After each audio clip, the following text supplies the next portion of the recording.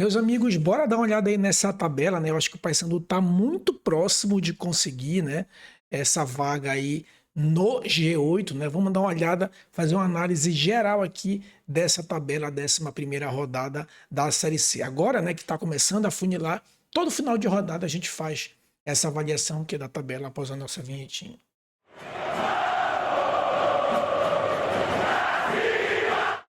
Bem, bora lá direto para a tabela, né? Tá aí na tela para vocês. A tabela 11ª rodada aqui encerrada, né? Se a gente for ver, essa tabela ela foi muito, né? Essa rodada ela foi muito propícia para o Paysandu, muito, né? Se tu pegar, por exemplo, ó, aqui briga lá embaixo, né? Itabaiana e Anápolis. Anápolis e Itabaiana. O Anápolis venceu Itabaiana e deixou a lanterna para o próprio Itabaiana. Então foi bom porque de uma certa forma também o Itabaiana, apesar de estar brigando pelo rebaixamento, estava na frente. Então, segurou os dois. Botafogo e Volta Redonda. Botafogo que estava lá embaixo, ganhou Volta Redonda que estava com 14, segurou Volta Redonda. Então, os dois permaneceram lá embaixo.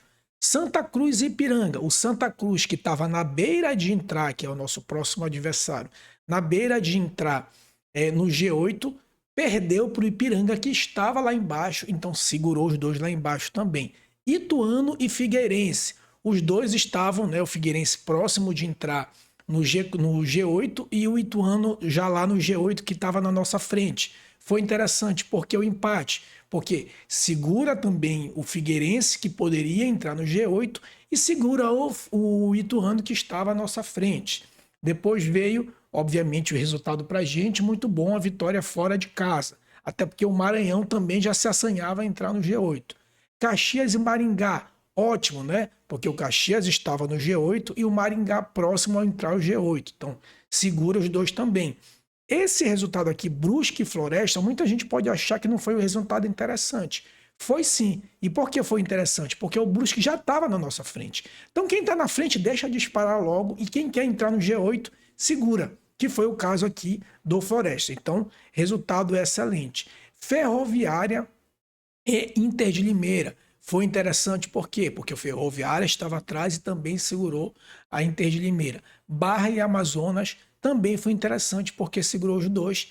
E resultado também muito interessante, Confiança e Guarani. Por quê? Porque o Confiança, que também estava lá na zona de rebaixamento, venceu o líder que é Guarani, ou seja, Confiança não é ameaça para a gente, e o Guarani, apesar de estar na nossa frente, que é interessante que ganhe logo, só que nesse caso, o Confiança ele não é ameaça para o G8.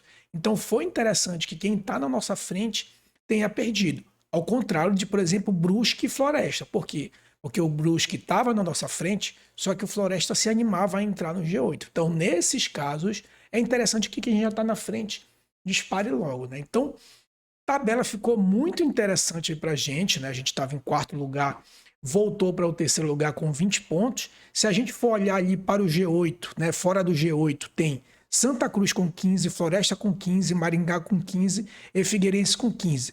Quatro times ali fora do G8. A gente vai pensar assim, mas só são 5 pontos. Não, galera, não é assim. Por quê? Porque a gente tem Ferroviária com 19, Ituano com 18, Inter com 18, Amazonas com 17, Caxias com 17. Então, não é só 5 pontos para o Paysandu. Tem uma galera que está dentro do G8, que também está atrás do Paysandu, que vai ter que vencer para poder passar o Paysandu. Então, se a gente for analisar aqui sob o ponto de vista matemático, a chance de o Paysandu se classificar é muito grande para o G8, galera, porque não é só a galera que está fora que tem que ultrapassar o Paysandu. Quem está dentro do G8, está atrás, também tem que ultrapassar.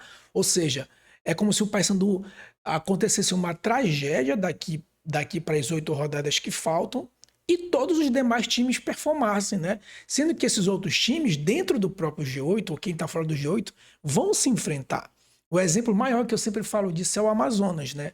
O Amazonas ganhou as 4 primeiras, depois nas últimas 5, 4 rodadas perdeu ou empatou, nunca saiu do G8, aí ganhou uma só, voltou pro se adiantou no G8 e agora empatou e permaneceu no G8. Ou seja, o Amazonas, mesmo em crise, jamais saiu do G8. Né? Mesmo perdendo 4 seguidas, jamais ele saiu do G8. Por quê? Porque ele já tinha feito uma gordura lá no início. Então vejam o quanto é difícil sair desse G8 para quem está com uma pontuação aí com uma gordura interessante, né? Então, para no nosso caso, inclusive, né? Já há notícias que talvez o Caio Melo não jogue, claro que seria bem melhor que ele jogasse, mas se for para arriscar, é interessante que não coloque ele. Por quê? A gente precisa e é interessante que a gente vença, porque a gente não está tranquilo ainda. A gente está com uma gordura, mas não está tranquilo. Eu nem sei se pode classificar isso aí como uma gordura. Eu posso dizer que a gente está estável, né? Gordura, se a gente tivesse ali com uns 7 pontos, que daria 3 vitórias de diferença, né? Por exemplo. Então, assim, eu acho que seria interessante o Caio Melo, sim, mas essa pontuação te permite a não querer arriscar um cara que pode ser muito importante para um eventual quadrangular. Só lembrando, né? Qual é o ponto de corte aí, o ponto mágico? 30 pontos é a segurança. Mas eu sinceramente acho, pessoal, se você for ver a quantidade. Olha aqui, ó. O cara que tá no G8 é o Caxias, está com 16. Se tu for pegar quem tá a uma vitória do Caxias, é o Maranhão que está em 16º. Ou seja, tu tem o 16º, que também está próximo da zona de rebaixamento, o 16º está muito próximo do 8º colocado. Então, se tu for parar para pensar, o 16º do 8º, né, já que está apenas a 3 pontos, é uma tabela que está muito concorrida. Então, isso nos aponta para que essa pontuação mágica, que é 30, né? Já teve gente que classificou com 26, se não me engano, foi até o rival, o Remo, classificou com 26. Então, muito provavelmente, com 27 e 28, vai classificar. Claro que na Bacia das Almas, né? Mas vai classificar. Então, isso aponta para a gente que eu acho que o Paysandu, com mais 2 vitórias, a gente classifica. Aí você vai dizer, pô, mas peraí, 2 vitórias é 26. Sim, mas com 2 vitórias você vai a 26. E naturalmente dos outros 6 jogos, já que restam 8, naturalmente você não vai perder 6. Não existe isso, você ganhar 2 e perder 6. Naturalmente o que vai acontecer? Você ganha 2, vai empatar 2 e sei lá, perde umas 4 numa tragédia aí. Ganha 2, empata 2 e perde 4. Você vai a 28. Então, claro que na Bacia das Almas, tá? Não estou falando com segurança. Muito provavelmente 2 vitórias o Paysandu já está classificado. Só que, claro, né, meus amigos, obviamente que a gente vai atrás aí dessas 3 vitórias, né? Se a gente for olhar aqui, ó, vamos lá.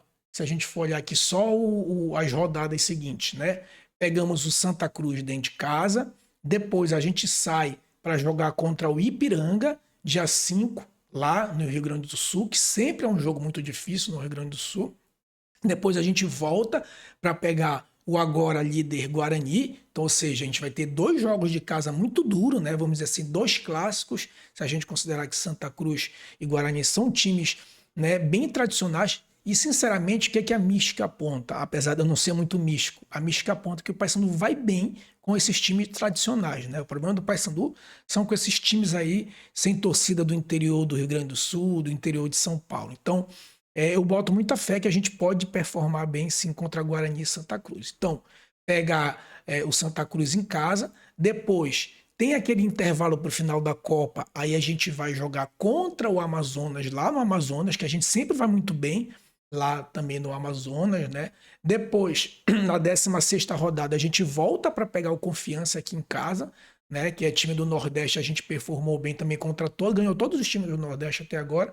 Depois sai para pegar a Ferroviária, aí depois continua fora para pegar o Ituano, né, que é um time de São Paulo, que a gente sempre tem dificuldade com times do interior de São Paulo, e fecha a rodada, meus amigos, em casa para jogar contra o Maringá, muito provavelmente o Maringá lutando para entrar ali naquele G8. Então, o caminho aqui da nossa tabela, meus amigos, sinceramente, né, eu sei que Santa Cruz e Guarani são clubes tradicionais, mas a gente tem tudo aí sim para encaminhar bem antes da 19ª rodada essa classificação.